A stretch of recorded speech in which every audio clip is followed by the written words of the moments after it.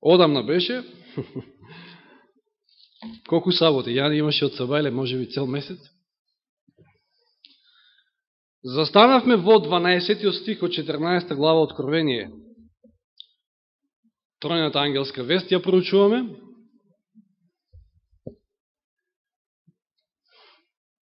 Четрнаесет, 12 Откровение, многу познатиот стих. Тука е трпението на светите. И за трпението зборувавме последниот пат. И сега следи. Тука се, значи, тие кои што ги пазат Божите заповеди. Ова е една типична адвентистичка проповед, ќе биде. Поготово за оние кои што ќе гледаат, ако гледаат некои од некои други деноминации, ќе речат, ова е типично адвентистичка проповед за Божиот закон. Па за оние кои што сакаат да сватат, ќе треба да ги гледаат и претходните, ќе треба да гледаат посебно и следната проповед, кај што ќе зборуваме за верата Христова, за да не речат, ете ги овие легалистите. Повторно за законот. Законот на вистина зазеве на едно многу битно место во цела оваа голема борба. Покрај овој стих, уште на 2 места, значи на 3 места вкупно во Откровение се спомнува овој израз ги пазат Божите заповеди, или ги исполнуваат, или ги држат. Се исто му се фаќа. Едно од тие места е 22 глава 14 стих, кој што во овој превод ама тотално е утнат. 22 глава Откровение 14 стих. Блажени се оние кои што ги исполнуваат Божите заповеди, а не ги перат своите облеки. Значи, блажени се оние кои што ги исполнуваат заповедите, за да имаат право на дрвото на животот и за да можат да влезат во градот низ портите. И Откровение 12:17, малку наназад, исто и овде се спомнува тој израз, повторно во контекст на црквата на остатокот. И змеот се разгневи на жената и отиде да војува против другите од незиното семе, против остатокот, против оние кои ги пазат Божите заповеди и го имаат Исусовото сведоштво. Значи, против оние кои што не ги имаат, не ги проповедаат, туку против оние кои што ги пазат, против оние кои што ги исполнуваат Божите заповеди. Веднаш на почетокот да разјасниме за некои кои што може би се прашуваат, па дали сега и за кои заповеди овде станува збор. Еве да видиме накратко, да отвориме во Матеј 19 глави, да се подсетиме баш на богатиот младич, кој што мислам Зорица го спомна, на момчето, богатото момче. Во Матеј 19 глава, кога тоа ќе праша учителе добар, од 16 стих читам Матеј 19, какво добро да направам за да наследам, односно да имам вечен живот. И Исус му вели, зашто ме прашуваш за добро? Еден е добар, а ако сакаш да влезеш во животот, пази ги заповедите. И сега му кажува кој. Овде се конкретно 5 од 6 од втората плоча, меѓутоа јасно укажува на тоа дека овој израз, кој што на многу повеќе места се среќава, меѓутоа еве само конкретно 2 места, кога се мисли на изразот, кога се кажува пази ги заповедите, конкретно на овие 3 места од Откровение, кои што испомнавме, се мисли на Божиот морален закон, 10 заповеди. Еве Јаков, 2 глава, посланието до Јаков.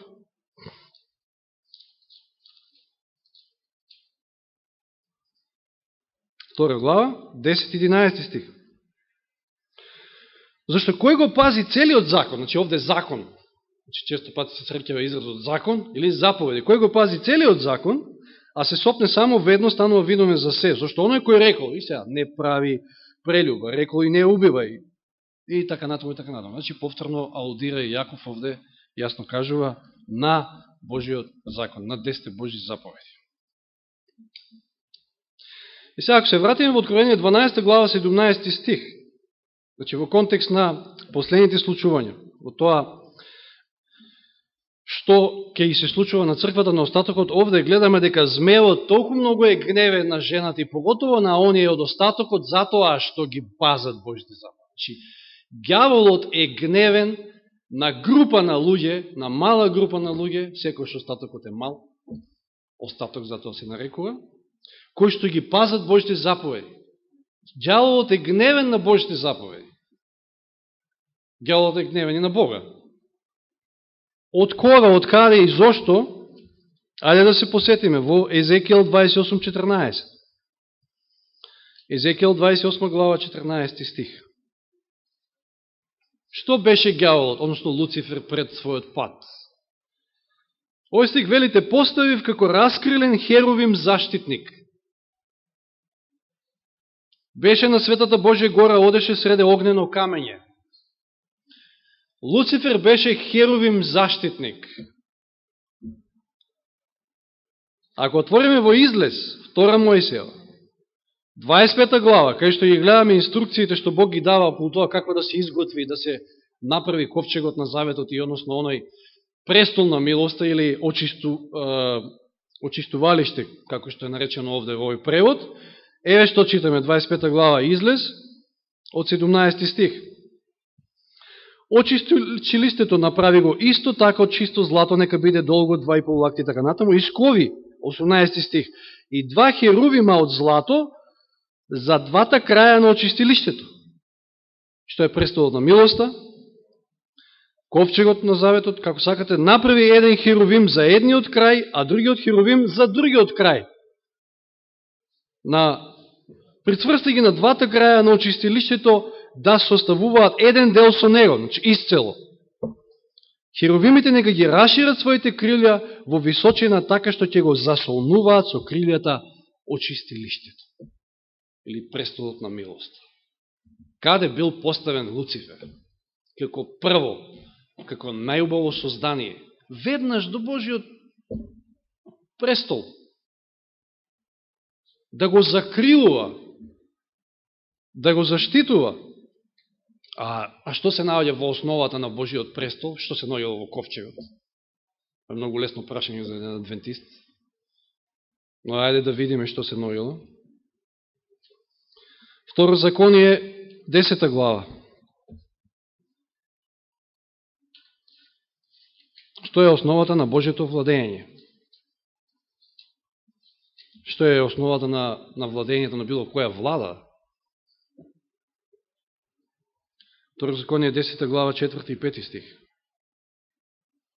И напиша тој на тие плочи како и порано, че ова е обновувањето на законот, Господ напиша, повторно ги напиша плочите, 10 заповеди што Господ ви ги рече на планината, од среде огнот на денот на собирот, тогаш Господ ми ги даде мене, Мојсей кажува, се свртев и слегов од гората, ги положив плочите во ковчегот што го направив и останаа таму како што Господ ми нареди.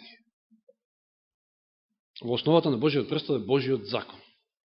И видите на кое, на какво место, каква почест посебно имал ова суштество, овој ангел, херувим Луцифер. Но од закрилувач, од заштитник станал оној кој што во кој што ќе зачне беззаконието. Значи, сега читаме во Езекијел, во Езекијел 28 глава, 16 стих, тргувајќи изобилно, значи се враќаме повторно во Езекијел 28:16 сега, тргувајќи изобилно се наполни со насилство и сгреши. Ја би го прочитал првим 15. Совршен беше, Господ кога создава совршено. Совршен беше по своите патишта од денот на своето создавање, и затоа и беше совршен. Додека не ти се зачна беззаконие во срцето. Тргувајќи изобилно се наполни со насилство и сгреши. Така те отфрлив од Божјата гора, те истргав херувиму заштитнико од средината на огнените камења. Падот на Луцифер. Зошто? Зато што се зачнало беззаконие. Зато што сгрешил. Што направил Луцифер со други зборови? Се зачнало беззаконие, сгрешил. Што направил? Направил грев. Што е гревот? Кршење на законот. Беззаконие.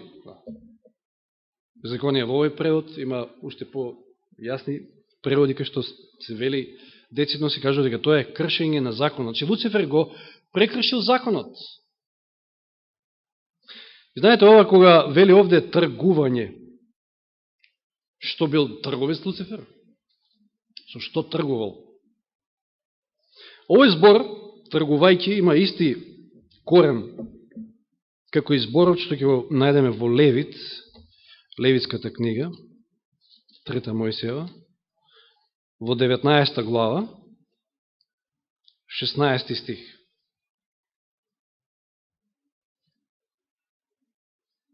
Не разнесувај клевети, не клевети. Истиот корен на еврејски збор, ракал. Тргување, клеветење, или во другиот превод, мислам дека стои, Данило, може би читаш тамо, не е шири лаги, така ли беше? Во овој стих 19:16. Не шири лага, не клевети, не разнесувај клевети меѓу твојот народ и не станувај против животот на твојот ближен. Ѓавол сгрешил и ѓавол почна да шири лаги за кого? За својот создател. А Јован, да се подсетиме на еден од стиховите од тоа што може и лани некаде проучавме, во својата Евангелие, во 8 глава, 44 стих, кога Исус им се обреќа на фарисеите, што им вели? 8 глава, Јован 44 стих, вие потекнувате од вашиот татко ѓаволот и сакате да ги исполнувате желбите на татка си, тој беше човекоубиец од почетокот и не остана во вистината, зашто нема вистина во него. Кога зборува лага, зборува од своето, зашто е лажец и татко на лагата. Луцифер почнал една кампања уште на небото и успел да измами цела една третина, како што вели во Откровение 12 глава, од ангелите. Видите што пише во оваа бела книга, така ја викам јас, оваа бела книга, убава бела книга, големата борба. На 512 страна ќе читаме најнапред. Значи, 512 страна од овој новиот превод, не знам каде се наоѓа во другите преводи, меѓутоа како и да е, тоа е во главата Потеклото на злото, 29 глава. Вели, напуштајќи го своето место во непосредна Божја близина, видовме каде бил Луцифер, отишол меѓу ангелите да сее дух на незадоволство. Што бил незадоволен Луцифер? Што сакал? Сакал да биде како Бог, да го заземе неговото место. Отишол меѓу ангелите да сее дух на незадоволство, вршики ја својата работа потајно и криејќи ги своите вистински намери под плашт на стравопочит кон Бога. Внимавајте, ова ден денеска се случува. Ова ден денеска се случува. Меѓу така наречени христијани, така наречени свештеници и така натаму. Вели, вршики ја својата работа потајно и криејќи ги своите вистински намери под плашт на стравопочит кон Бога. Значи, тој наводно покажува стравопочит кон Бога, а уствари ја бутка својата агенда. Се трудел, еве што правил, да предизвика незадоволство кон законите според кои се управуваат сите небесни суштества. Значи, тоа е првиот предизвикувач на хаосот. Кога немате закон, кога имате беззаконие, тоа е анархија, тоа е хаос. Во било која држава, без закон, тоа не е држава. Тврдел дека тие се непотребно ограничување. Сатаната докажувал дека ангелите, бидејќи по природа се свети, се внимавајте, ова е оној познат постмодернизам, постмодернистичко размислување, ево од кај потекнува. Сатаната докажувал дека ангелите, бидејќи по природа се свети, треба да го слушаат гласот на својата собствена волја. Она што за тебе е исправно, е исправно. Прави го. Настојувал кај нив да предизвика сочувство кон себе, прикажувајќи се така како Бог неправедно да постапувал со него, со тоа што на Христа му кажувал највисока чест. Љубомората негова, каде била? Коренот на љубомората, тврдел дека барајќи поголема власт и чест, не оди кон извишување на самиот себе, туку сака да им обезбеди слобода на сите жители на небото. За со тоа да можат да постигнат повисок животен степен. Внимавајте. Значи, ѓаволот сака да не обезбеди слобода, за да постигнеме повисок животен степен. Во следниот цитат, кој што се наоѓа на 517 страна, Елен Вајд вели, постојано повторувал дека на ангелите не им е потребен никаков надзор, туку треба да бидат слободни да извршуваат својата собствена волја, која секогаш ќе ги води исправно. Ги критикувал божествените закони како некој ограничување на нивната слобода и изјавил дека негова намера е да го укине законот.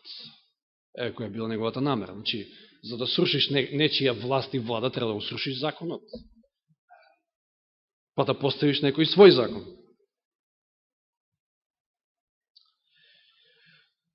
Значи, негова намера е да го укине законот за небесната војска, ослободена од овој јарем, да може да постигне повозвишен и пославен живот. Еве, слични зборови, како во претходниот цитат. Повозвишен, пославен живот.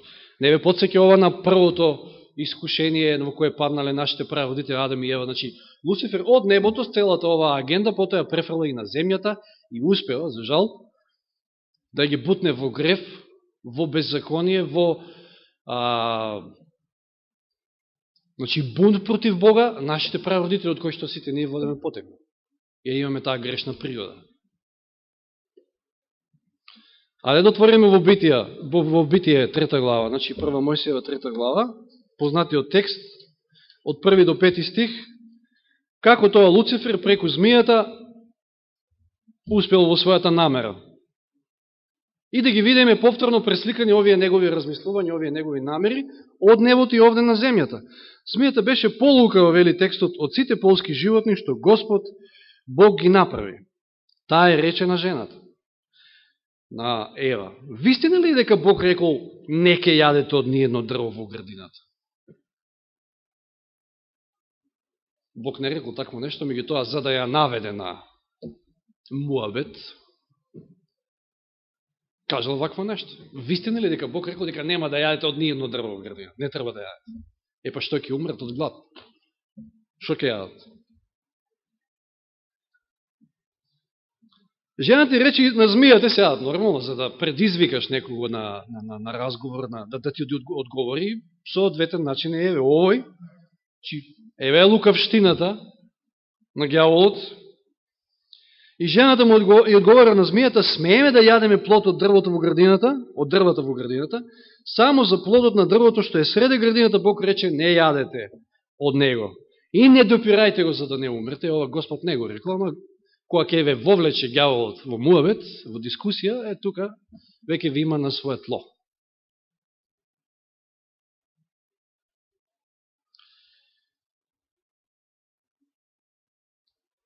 И змијата и вели на жената повторно, за да ја наведе, за да ја подбуцне на одговор, да побара, значи, да продолжи таа дискусија, што вели? Што и вели змијата на Ева? Не, вие нема да умрете. И сега во Ева, во незината глава, може да предпоставиме што се случува. Па како сега Господ рекол дека ќе умреме, рече дека ќе умреме, а сега овој вика, нема да умреме. Што се крие сега за цето ова? Еве го неговото тргување, еве го неговото клеветење, манипулации, лаги. Туку Бог знае, внимавајте сега, дека во оној ден, кога ќе јадете од него, ќе ви се отворат очите. Демек, вие сте слепи, Господ сака слепа послушност од вас, кога ќе апнете од тоа, од забранетиот плод, на вас ќе ви се отворат очите. Ќе влезете во една нова сфера на живење. Во еден посвет, по-возвишен живот. Тоа вам Господ ви го брани. И вие ќе бидете како Бога, распознавајќи го доброто и злото. Што сака да каже се? Значи, во една смисла ќе бидете како Бога, распознавајќи го доброто и злото. Пазите, кој е тој кој што го дефинира што е добро, што зло? Господ. И тоа пред се на кој начин? На кој начин ние дознаваме што е добро, што е зло? Па преку законот. Ѓаволот и вели на Ева, не, вие ќе бидете сега како Бог, вие самите ќе дефинирате што е добро, што е зло. Па нели е истата мисла од небо, на небото? Луцифер рекол, ангелите се свети, тие треба да си делуваат според својата собствена волја. Како што ги сече паметот, знаеме да кажеме. Со своја глава. Тоа исто и го вели на Ева. Чи законот не е во нас. Да, треба да биде, тоа е главната цел, да биде запишан во нашите срца, ама законот не сум јас. Законот е надвор од нас. Оној кој што дефинира што е добро, што е зло. И видите, тоа не застанало таму. Тие негови идеи се шират и ден-денеска. Еве само да се подсетиме на едни убави текстови во Езекијел, значи отворете во книгата на пророкот Езекијел, најнапред во 13-то поглаве. Езекијел 13-то поглаве.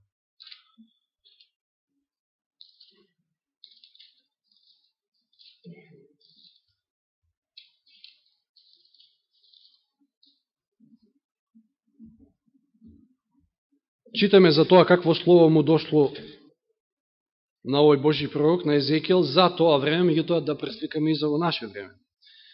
И пак ми дојде Господово слово од првиот стих. Човечки сине, пророкувај против оние што се прават пророци во Израел. Речи им на тие пророци што пророкуваат според својата глава.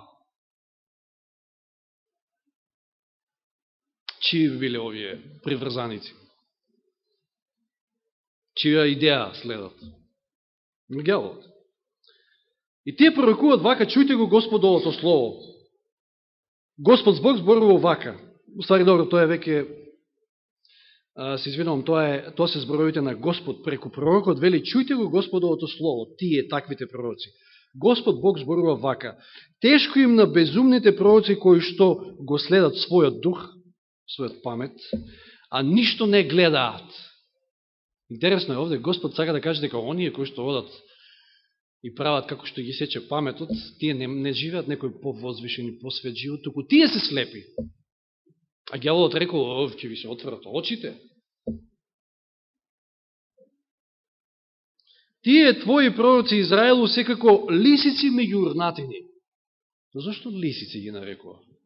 Ти видеме во еден друг текст, малку понатаму во Езекијел, лав спомнува. Лисица. Пошто е позната лисицата? По итрштина, да? Од приказните. По лукавост. Вие не си искачивте на проломите и на дзидови, и не дзидавте дзид околу Израелевиот дом. Зошто би служил дзид во тоа време? За заштита. За да се одржите во борбата во Господовиот ден. Нивните привиди се суетни и лажни се нивните пророкувања. Зборуваат Господово слово, а Господ не ги испратил. И уште чекаат дека ќе им се исполнат зборовите. Зар не гледате дека виденијата ви се празни и дека ви се лажни пророкувањата кога велите Господово слово, а јас не зборував? Вие велите Бог вика така, меѓутоа јас не сум рекол такво нешто. Чии се овие слуги? Повторно на ѓаволот. Бог рекол ќе умрете, ѓаволот вели нема да умрете. Затоа Господ зборува вака, затоа што зборувате суетно и гледате лага, еве ме против вас. Значи, Господ е против ваквите. Еве ме мојата рака ќе биде против пророците што гледаат суетно и што пророкуваат лага. Не ќе бидат веќе во собирот на мојот народ, не ќе бидат запишени во книгата на Израелевиот дом, никогаш веќе не ќе стапнат на Израелевата почва. И ќе знаат дека јас сум Господ, дека јас сум Господ Бог. Зошто го измамуваат мојот народ, велејки мир, кога мир нема? Денеска живееме во едно такво време, кога често пати се слуша таква порака. И доека едните одат за да се зацврсти дзидот, ние сме повикани како дзидари да ги дзидаме урнатините, да ги обновуваме урнатините. Доека едните, значи, одат за да се зацврти дидот, тие сакаат само да се намачка со вар. На што ја асоцира ова? Да ќе изгледа убаво овака, ама шо ти урнатини, ајде, земете само да мачкате ги со вар, изгледаат можда убаво, како Исус кој им вели на фарисеите, вие сте како окречени гробови. Однадвор сте супер, ама внатре суви коски. Нема фајде ако дзидот не ви е изграден, и ако е само урнатини, вие да го офарбате, да го окречите. Речи им на оние кои што сакаат само да се намачка, ќе падне, ќе удри силен поројник, ќе фрлам на него град како камења, ќе беснеат буроносни виори. Еве дзидот ќе падне, нека или се прашаат тогаш, каде е сега варта со која што го измачкавте? Денеска има многу такви кои што обелуваат, многу молери од проповедници, од свештеници, од не знам што. Меѓутоа, тие таквите не може да ја обелат работата, кој што знаеме да кажем. Ти само криво ги представуваат работите, а сега да отвориме во сличен еден текст, исто во Езекијал, малку понапред, 22 глава. Како едно проширување на ова. 22 глава од 23 стих.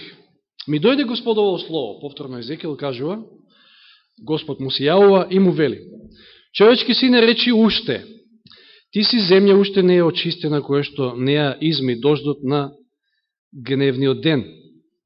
Во незината средина има заклетви од пророци, како лавовите што рикаат. Еве сега има лавови, овде имавме лисици, овде имаме лавови.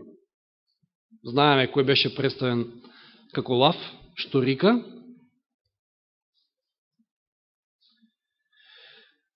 Лавови, како лавови што рикаат и што го раскинуваат пленот, ги голтаат луѓето, им ги одземаат богатствата и скапоценностите, множики ги вдовиците среде неа. Незините свештеници не го почитуваат мојот закон. Не дзидаат дзидови. Законот е заштита. Целото Божие Слово е заштита. Една убава глава има во оваа бела книга, Библијата, наша заштита. Значи, не го почитуваат мојот закон и ги обесветуваат моите светини, не разликувајки го светото од несветото. Па ако не го почитувате Божиот закон, како ќе разликувате што е свето, што е несвето, што е чисто, што е нечисто? Тоа е најнормална последица на непочитување на законот. Не разликуваат, значи, не разликувајќи го светото од несветото, не учејки се да го разликуваат нечистото од чистото. Ги занемарија моите саботи. Колку многу денеска ги занемаруваат Божите саботи со тој Божиот закон. И велат, неделата е Божи ден сега. Исус воскресна во недела, па ние сега славиме недела. Иако никаде Господ не рекол такво нешто.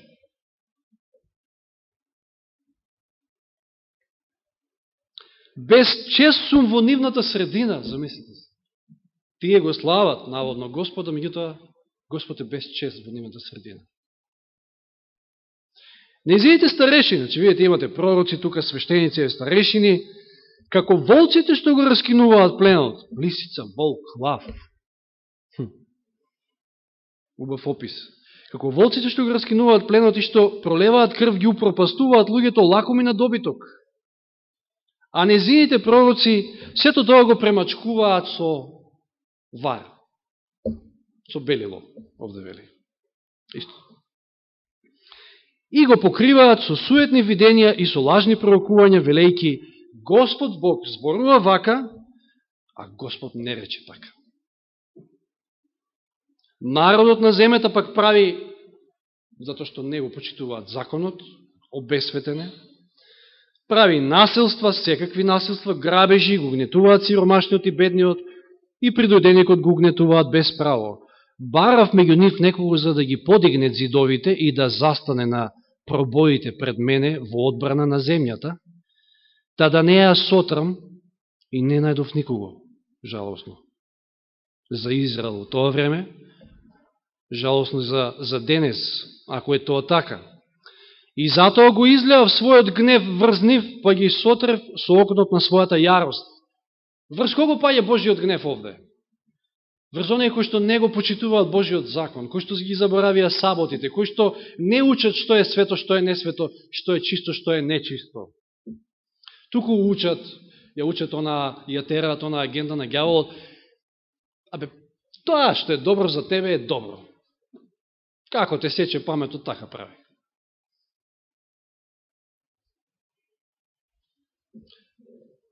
Но овде гледаме дека Божиот гнев паѓа токму врз тие таквите.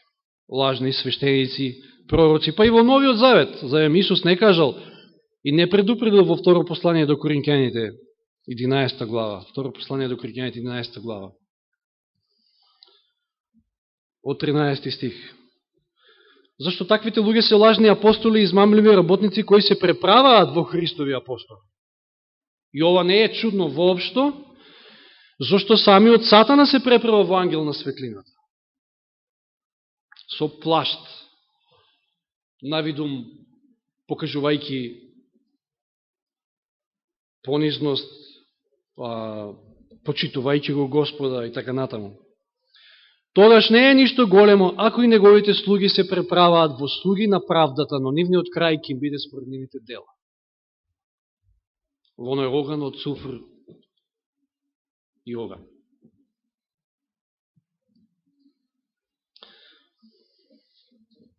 И некој ќе рече, законот не е важен. Како Исус се поставува спрема законот? Ајде само 2 стиха. Јован 14:15, што всушност значи за него законот.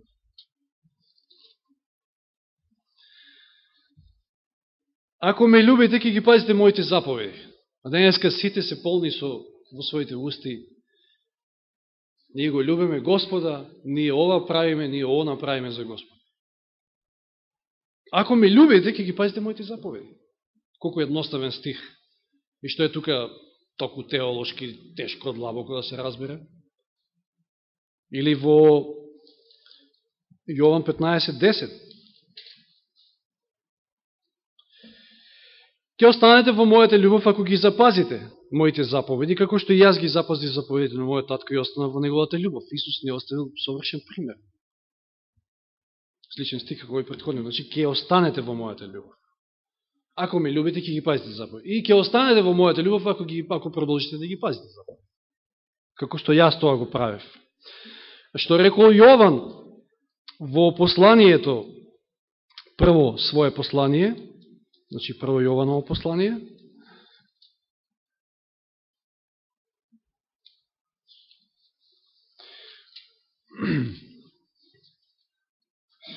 во 2 глава, 3 и 4 стих.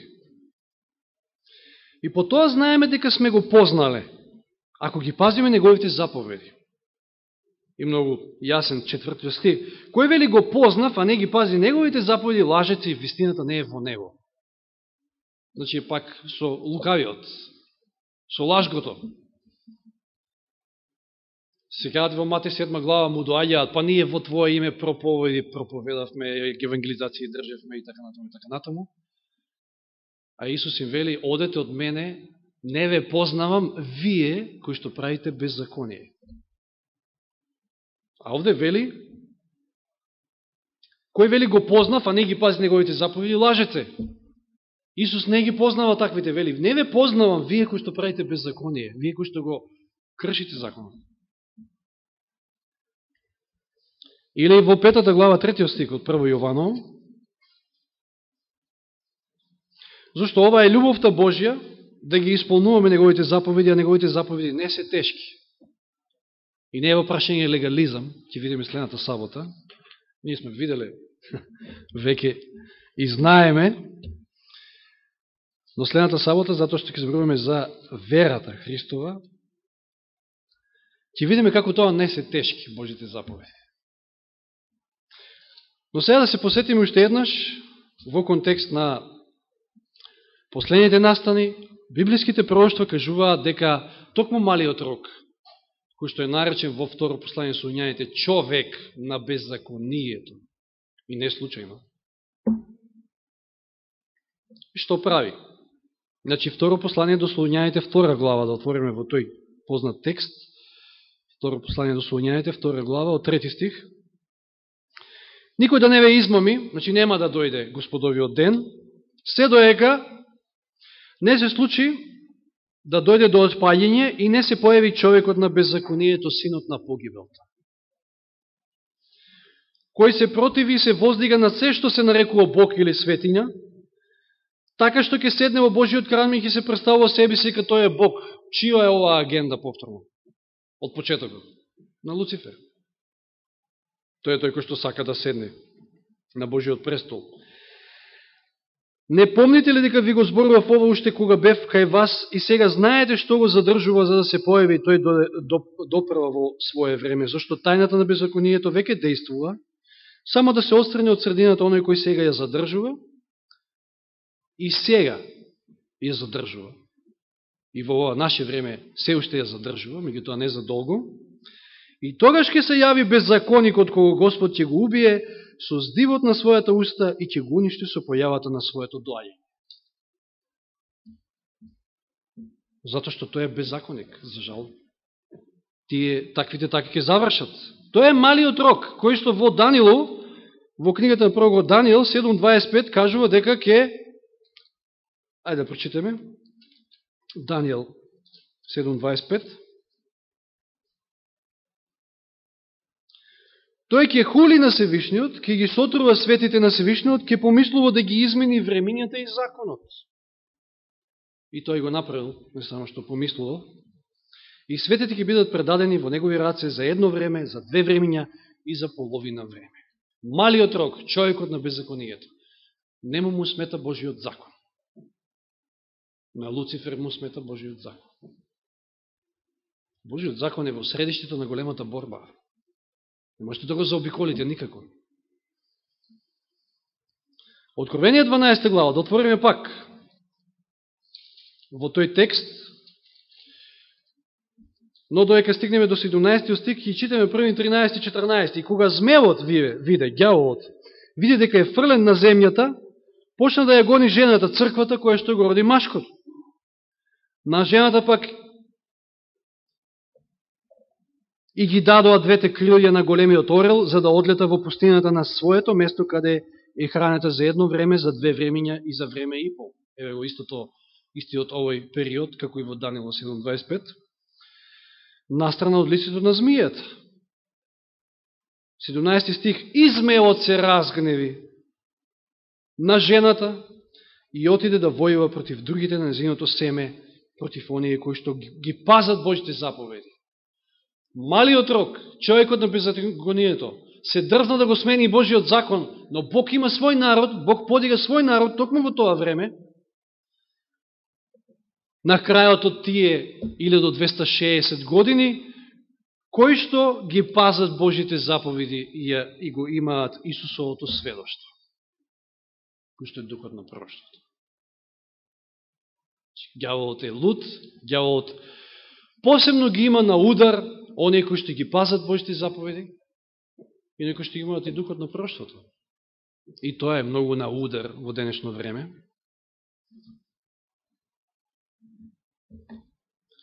Значи, еве, гледаме како во средиштето на оваа голема битка е токму Божиот закон. Зошто? Затоа што Божиот закон е препис на Божиот карактер. И кога некој удира на Божиот закон, удира на Бога. И еве ги тие контрасти во Откровение, кај што, еве, во 14 глава Откровение, 11 стих, гледаме и видовме врз кого пага Божиот гнев, врз оние кои што му се поклонуваат над зверот, вели 11 стих на крајот, и на неговиот лик, и кој ја прими ознаката на неговото име. За да потоа во 12 стих го гледаме оној контраст. Од друга страна ги имаме оние кои што му служат на Бога, кои што го држат Божиот закон.